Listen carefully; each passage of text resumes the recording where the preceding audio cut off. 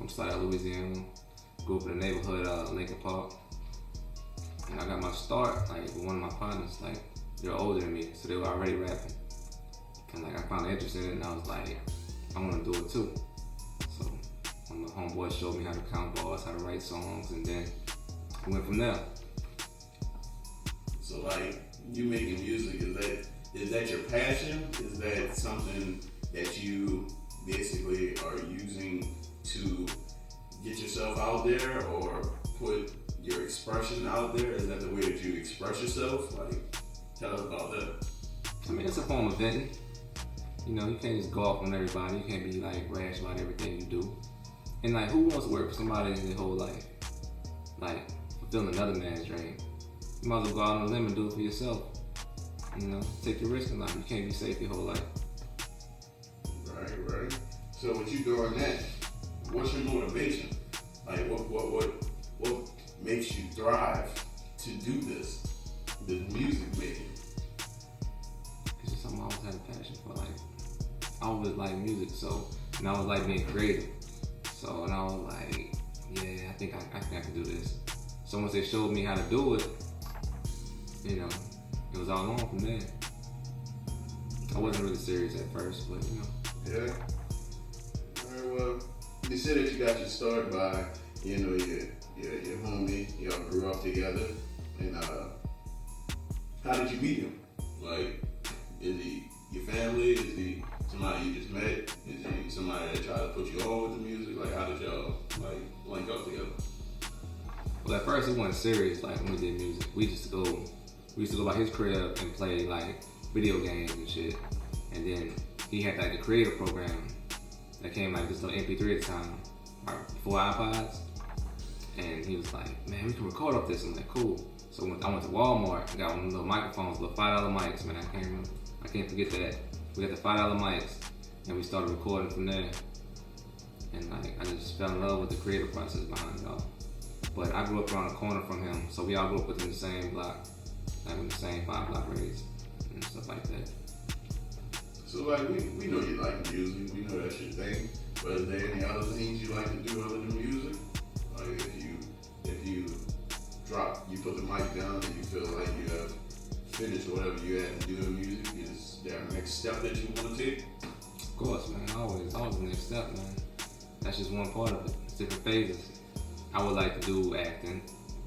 I would probably like to write a book one day, probably later in life. I would like to do brand extensions, clothing, merchandise, TV, you know, commercials and things like that. So basically music is just the start of something new. Basically, pretty much. I got you. Well, we're going to go ahead and jump over to a little bit of different things. This segment we like to call personal. So like, well, other than music, what's your hobbies? What things do you like to do in your downtime other than making music, of course? You know, chill with my homies. You know, flirt, you know, hang with the girls. You know. Oh, really now? Yeah. Okay. Go to the gym, play ball, you know, do things, you know, chill things. All right. I'm not too extra. So when you say women, we are on that section person. When you say women, how's your dating life going? You got any specific women that's catching your eye right now? I mean, nah, man, I'm single right now. I'm focused. You single? Man, come on, man. You know you got one of them that catch your eye. I mean, I got a few little shorties around, you know, but I'm focused other than that. Right? All right. You don't have to say too much. We ain't gonna get you in trouble. Over here. All right, what you feel like back to the music? When you feel like, what's the biggest, like, misconception about the game since you've been rapping and you've been meeting people in the game? What you feel like the biggest lead on is? People think it's money, hoes, clothes, cars, jewelry, ice, and all that, but it's more to it than that. And like, you gotta study your history, man. You gotta see what came before you in order for you to keep pushing forward.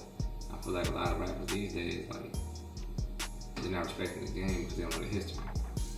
And, you know, it's halfway their fault, but not all their fault. Alright. Well, when you say doing the history, how do you categorize yourself? not really categorized, and I don't want you to put yourself in a bracket with other people. We don't try to do that over here. Try to categorize it over here. But if you had to say a type of style or compare yourself to one person, what would be that one person and what type of music you feel like you put out? Well, you know, I'm mostly an entertainer than rapper, you know. I'm mostly an entertainer. I do this like, you want people to feel, you want people to vibe to what you're doing. So if I had to compare myself to anyone, I'd probably say Ludacris.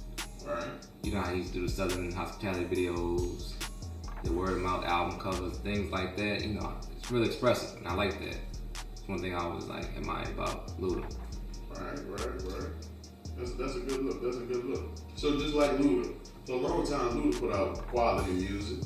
He put out, not lyrical wise, I would compare him to Eminem, but it was a point where Luda was something like Eminem, putting out quality music, but also was keeping the people that listen to his music entertained. Do you feel like you can do that? Do you feel like you can put out the quality music while keeping somebody entertained, but also being consistent? Yeah, I'm pretty sure I can keep the air, man. I definitely keep the air. You know, it's always something new going on in life every day. It's never the same thing, so there's always something new to write about. Alright, well, you've been, you're 26 now? What, 26? Yeah, 26. So, the rap game has changed a lot since the last time. Like, since a long time ago, you was young and, now you're 26. Like, how do you feel about the state of the rap game right now compared to when it was back in the day when you was able to buy cursing music out of Walmart? You know, now you can't even buy cursing music out of Walmart. I mean, music these days, like, it's going in a totally different direction. But is it still alive? Yeah, I feel like it can get better. Be brutal, be honest. Let us know. I don't feel like it's at its best, man. I really don't feel like it's at its best. I feel like dudes are just dumbing down the music.